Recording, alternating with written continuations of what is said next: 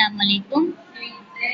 So here, Fairs of Gujarat, we completed this, and now we are moving on India, land and people. तो India की जमीन और India के लोग के बारे में हम थोड़ा पढ़ेंगे. Here, the first point starting with primitive man came into existence in eastern South Africa. Primitive man यानी कि पुराने जो इंसान जो थे, जिसको हम आदि मानव के टाइम के इंसानों की बात कर सकते हैं, ठीक है. तो primitive man came into existence in eastern south Africa. South Africa के ईस्टर्न एरिया में सबसे पहले वो लोग का आविष्कार या वो लोग शुरू वहाँ से हुए थे, ठीक है. पहला अगर इंसान की कम्युनिटी अगर कहीं ढूंढी जाए तो ईस्टर्न साउथ अफ्रीका से शुरुआत कर सकते हैं.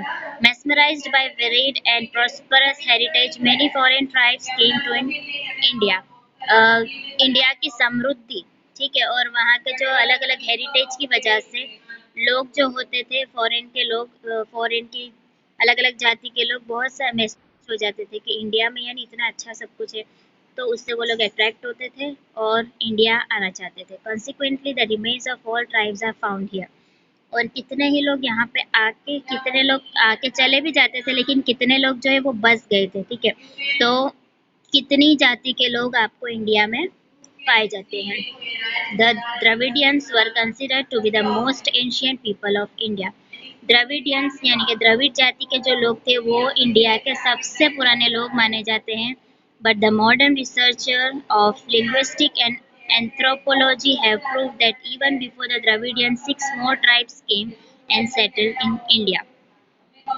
मॉडर्न रिसर्चर्स जो है लिंग्विस्टिक के और एंथ्रोपोलॉजी जो है वो उन्होंने प्रूव किया है कि द्रविडियन से पहले भी 6 अलग अलग जाति के लोग इंडिया में आकर सेटल हो चुके थे. Let's explore more about them. तो अब हम उसके बारे में आगे पढ़ेंगे.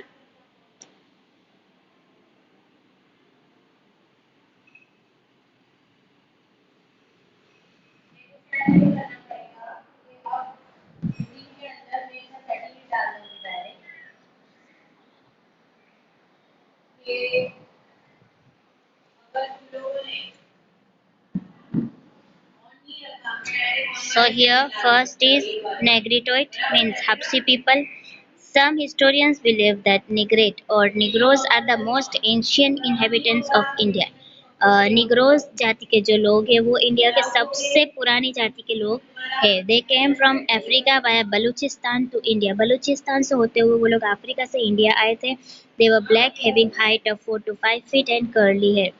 वो उनका स्किन कलर ब्लैक होता था, उनके हाइट कम से कम 4 से 5 फीट होती थी और उनके हेयर कर्ली होते थे, ठीक है. Now second, Australoid. Australoid means Nishad people. People of this tribe came from South East Asia. ये लोग साउथ ईस्ट एशिया से आए थे. Their physical features were black skin with broad head. चौड़ा माथा होता था और ब्लैक स्किन होती थी. फ्लैट नोज, चपटी नाक होती थी. शॉर्ट इन हाइट, और हाइट में शॉर्ट होते थे. The Aryan who came later on to India call them Nishad. जो बाद में जो आर्यन लोग आए थे उन्होंने उनके पहले वाले लोगों को निषद नाम दिया.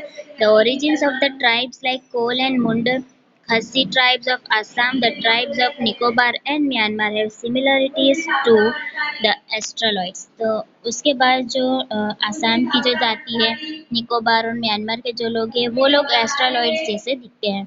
Their contribution in the development of Indian culture and civilization is immense. और उन्होंने इंडिया के कल्चर में और उसके डेवलपमेंट में अपना बहुत सारा हिस्सा दिया हुआ है. दे मेड क्ले यूटेंसिल्स यानी कि मिट्टी के बर्तन बनाते थे.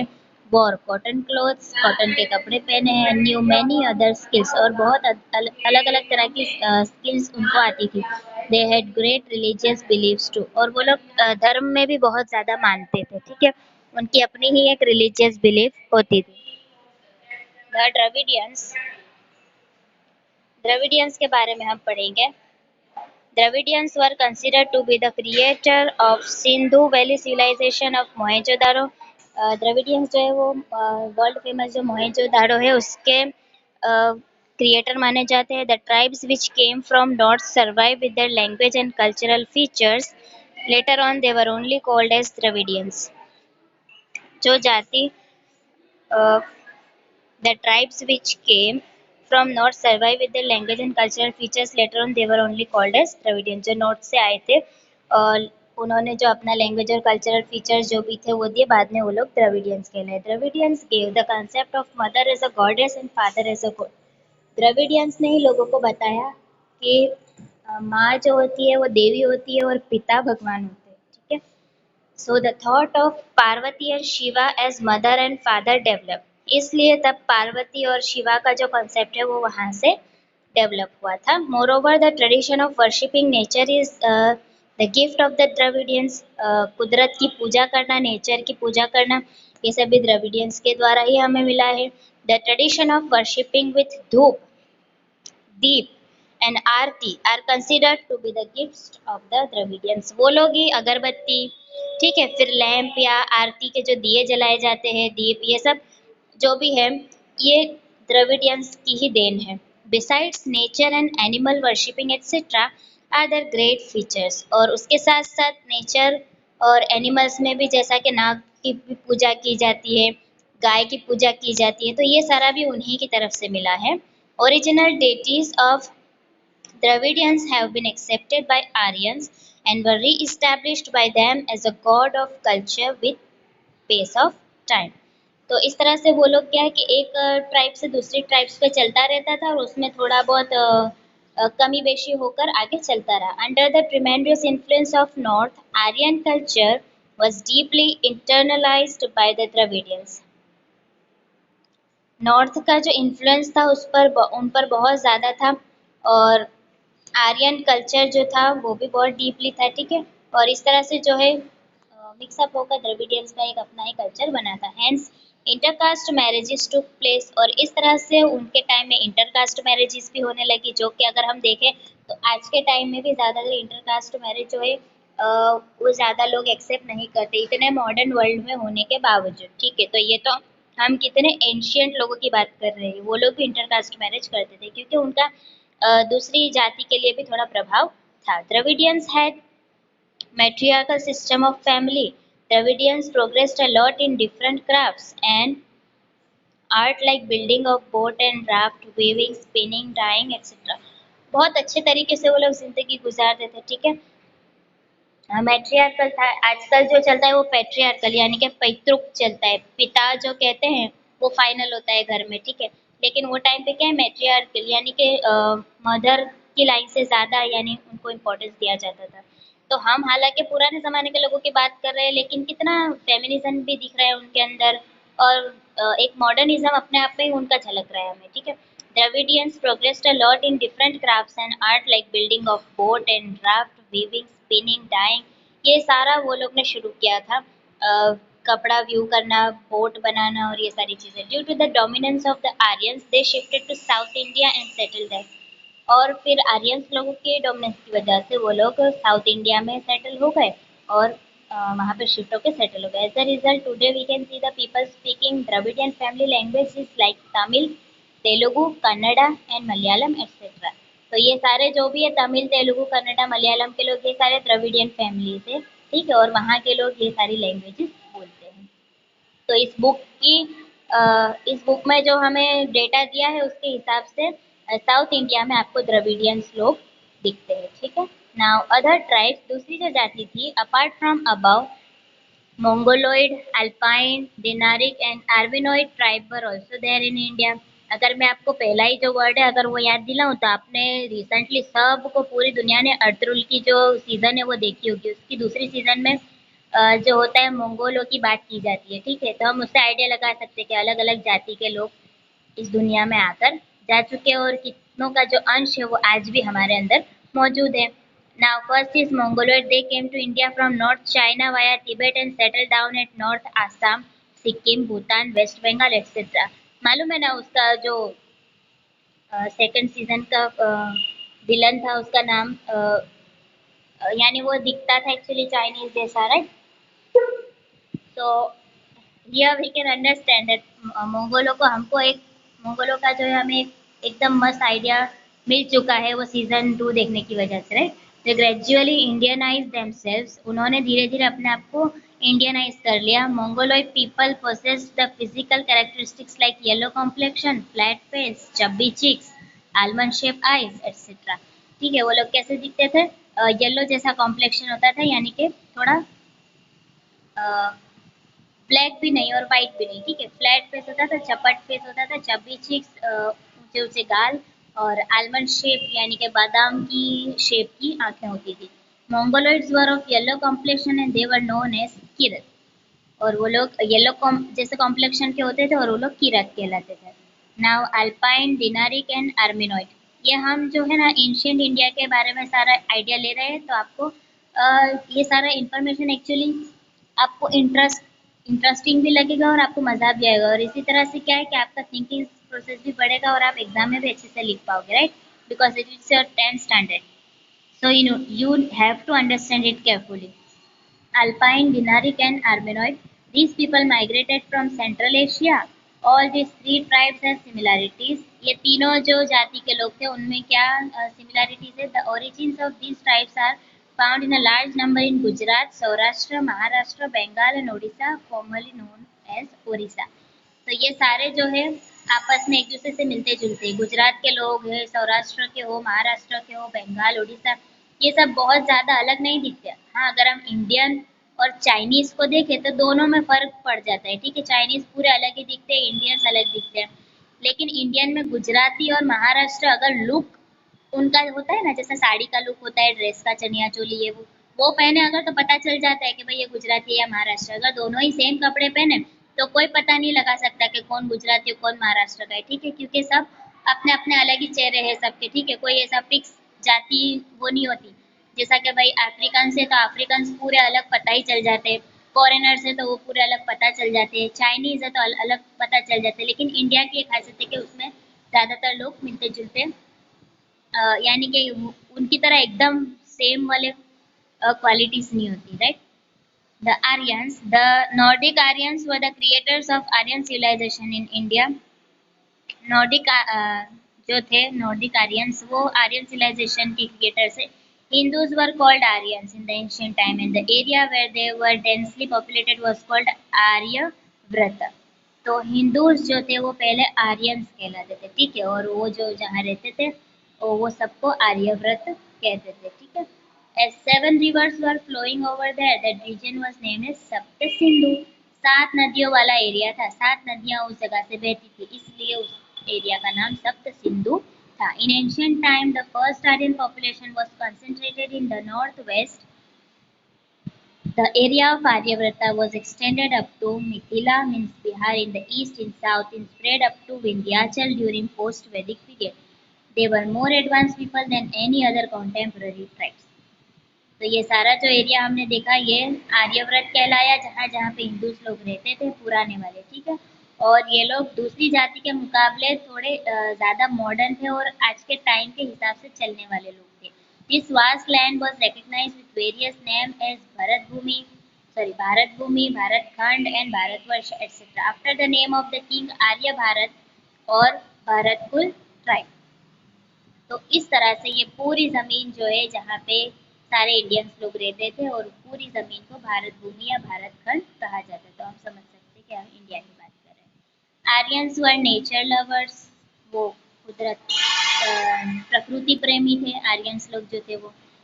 आज हम देखते हैं हिंदू धर्म में सन की पूजा की जाती है। ठीक है, नदियों की। ठीक है, ये सारे तो ये सब पहले से ही उन्हें मिला है, क्योंकि पहले नेचर पहले के लोग प्रकृति प्रेमी थे। They loved and worshipped the trees, the rivers, the mountains, the sun, the wind and the rain.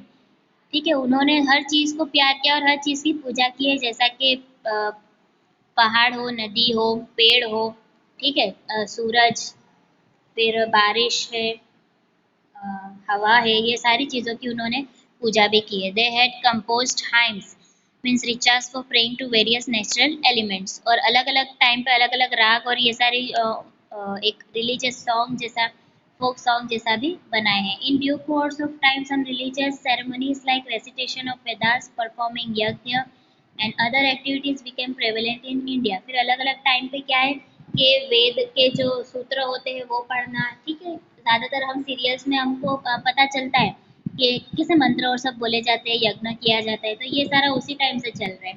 There was a fine amalgamation of those tribes with their specific style of living and harmonious culture was formed which gave India glorious and prosperous heritage.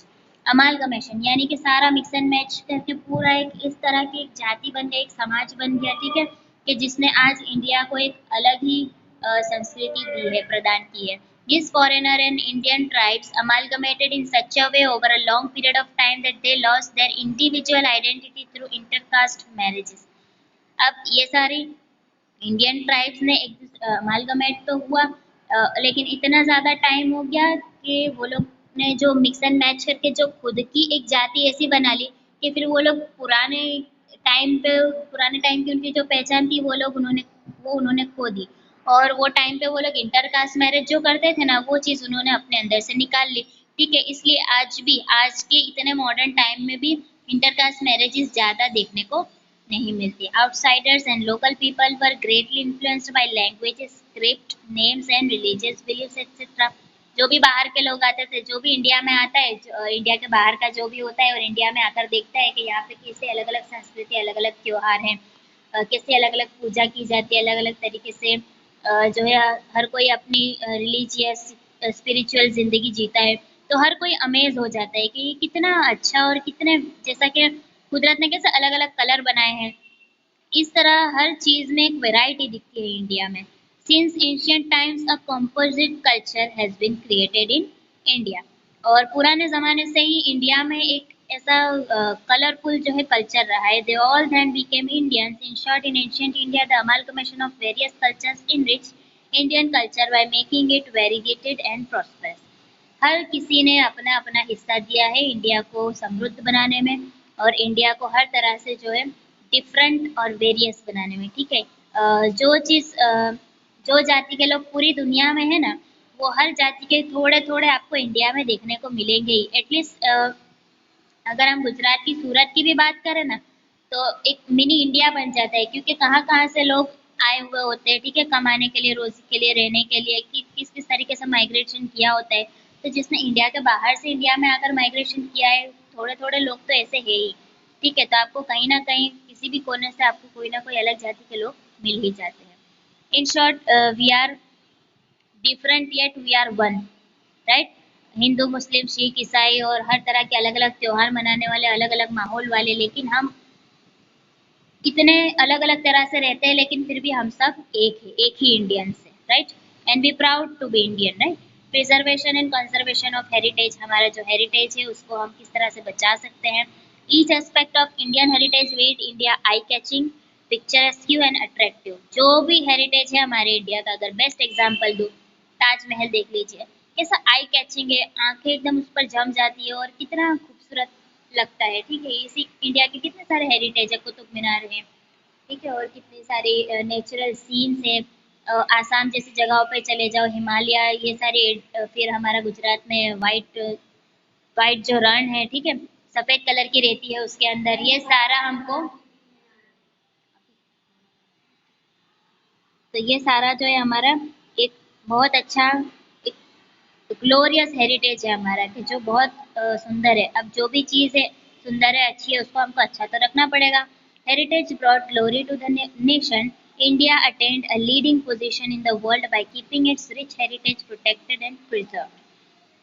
India जो है पूरे world में अपना heritage जो है उसको protect और preserve करने में एक आगे की पोजीशन रखता है. Thus, it is the primary and pious duty of every citizen of India to see that nobody harms the ancient memorials and also to preserve places having historical importance and values.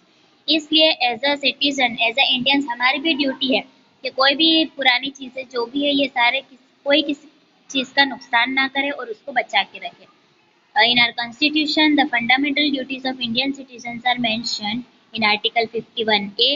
In that, 6 and 7 and 9 describe the following duties for preservation of our cultural heritage. तो इस तरह से जो है कुछ हमें duties दी गई है हर इंडियंस को. वो कौन सी ड्यूटी है वो हम देखेंगे. To understand the importance of our harmonious culture, prosperity and to preserve it.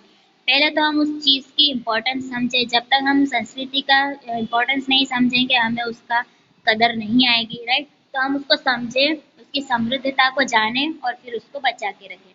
Maintain the forest, tanks, reverse, ponds and the wild animals and birds along with maintaining the natural environment and to show compassion for all the living creatures। सारे जो भी wild animals, birds, reverse, tank, forest, ये सारा जो है उसको अच्छे से मेंटेन करेंगे, ठीक है। और ये सारा जो नेचुरल एनवायरनमेंट है और उसके अंदर रहने वाले सारे लिविंग क्रिएचर्स को अच्छे से रखेंगे। The protection of public property and giving up violence are also included in it. Public property का भी अच्छे से ख्याल रखना है और वायलेंस यानी कि हिंसा कभी नहीं करनी है। Thus, nature has created beautiful landscapes. We should maintain the purity, sanctity, and beauty of these places, considering it to be our moral duty। तो कुदरत ने हमें जो इतनी अच्छी खूबसूरती दी है, हम उसकी प्योरिटी, उसकी सफाई और उसकी खूबसूरती को हम बरकरार रखेंगे, ना कि उसको खराब करेंगे।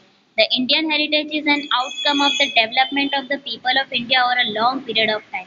जो भी हेरिटेज है वो हमको थोड़ा तो आधा तो कुदरत ने ही हमको ब्यूटीफुल ब्यूटीफुल सारी चीज़ें दी है, और आधा सारे पुराने लोगों ने मिलकर और अच्छे से अपनी ज़िंदगी दे देकर वो सारी चीज़ों को बनाया है। तो हमें तो उसका बहुत ख्याल रखना चाहिए। Nature has generously donated abundant prosperity to India. और जैसा कि मैंने कहा, कुदरत ने भी हमारे ऊपर दोनों हाथ खोल करके नेचुरल खूबसूरती दी हुई है, right. India achieved invaluable opportunities in all the fields for gradual development due to India's peculiar natural structure। और जो भी नेचुरल स्ट्रक्चर इंडिया को दिया हुआ है, देखिए आप, सबसे अलग हमारे जो है मैप का शेप भी अलग है, ठीक है। और हर तरह की मिट्टी, हर तरह की वेराइटी आपको नेचुरल चीज़ों में भी मिलती है और लोगों में भी मिलती है। तो हमारा एक कलरफुल देश है, एक वेराइटी वाला देश है, ठीक है। हमको कभी भी एक चीज़ मोनोटोनस पसंद ही नहीं आती। हम लोग हमारा कल्चर और हमारी तबीयत ही ऐसी है कि हम दुकानों में भी कोई चीज़ देखने जाते हैं ना, तो अलग अलग कलर में बताओ, थोड़ा अलग शेप में बताओ, ठीक है। हमारा नेचर भी ऐसा है, तो हम लोग भी ऐसे हैं, हमारी जगह भी ऐसी है, ठीक है। और हमारा कल्चर भी ऐसा है, और ये सब बहुत ब्यूटीफुल है, ठीक है। In this way the Indian heritage is a result of the development of the people of India in the social, economical, political and cultural fields over centuries. ये सैकड़ों सालों की मेहनत है लोगों की, जो आज हमको इंडिया में दिख रही है, ठीक है। बीच में 400-500 साल का जो, अगर हम ब्लैक टाइम जो है, कि जब अंग्रेज लोग आके जो लूट गए थे इंडिया को, तो हम अगर उतना टाइम निकाल देंगे तो उससे पहले की जो जिंदगी थी वो बहुत समृद्ध और बहुत अच्छी थी, ठीक है। फिर बाद में ये तो अंग्रेजों का आना हुआ और ये सारा हुआ, उससे पहले के लोगों की जिंदगी तो फिर काफी अच्छी थी, और वही संस्कार जो है वो हमें आज भी मिले, ठीक है। अंग्रेज लोग चाहे बहुत कुछ ले गए, लेकिन हमारे संस्कार तो कोई नहीं ले जा सकता, राइट। तो हम वो संस्कृति को जो है वो जितना है हमारे पास उसको संभाल के रखेंगे, और हो सके तो उसमें ऐड करते रहेंगे, ठीक है। Now exercise will be given to you afterwards। I hope you have understood the chapter properly। Now I'll ask you personally, so I'll end this explanation here। Allah Hafiz।